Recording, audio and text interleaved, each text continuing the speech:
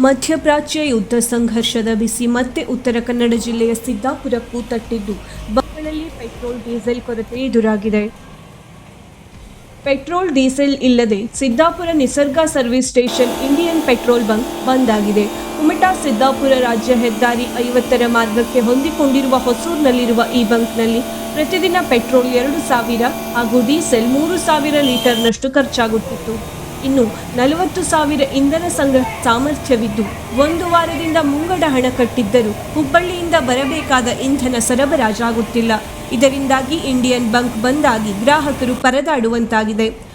ಬಂಕ್ಗೆ ಬಂದು no stock board ನೋಡಿ ಗ್ರಾಹಕರು ಇಂಧನವಿಲ್ಲದೆ ಸಮಸ್ಯೆ ಅನುಭವಿಸುತ್ತಿದ್ದಾರೆ. ಕಳೆದ 2-3 ದಿನಗಳಿಂದ ಇದೇ ಪರಿಸ್ಥಿತಿ ನಿರ್ಮಾಣವಾಗಿದ್ದು ಗ್ರಾಹಕರು ಸರಕಾರ ಹಾಗೂ ಕಂಪನಿ ವಿರುದ್ಧ ಹಿಡಿ ಶಾಪ ಹಾಕುವಂತಾಗಿದೆ. ಸಾರ್ವಜನಿಕರಿಗೆ ಎದುರಾದ ಸಮಸ್ಯೆಯನ್ನು ಸರ್ಕಾರ ಕೂಡಲೇ ಪರಿಹಾರ ಮಾಡಿ ಯಾವುದೇ ರೀತಿಯ ತೊಂದರೆ ಆಗದ ರೀತಿಯಲ್ಲಿ ಕ್ರಮ ಕೈಗೊಳ್ಳಬೇಕು ಎನ್ನುವ ಒತ್ತಾಯ ಕೇಳಿಬಂದಿದೆ.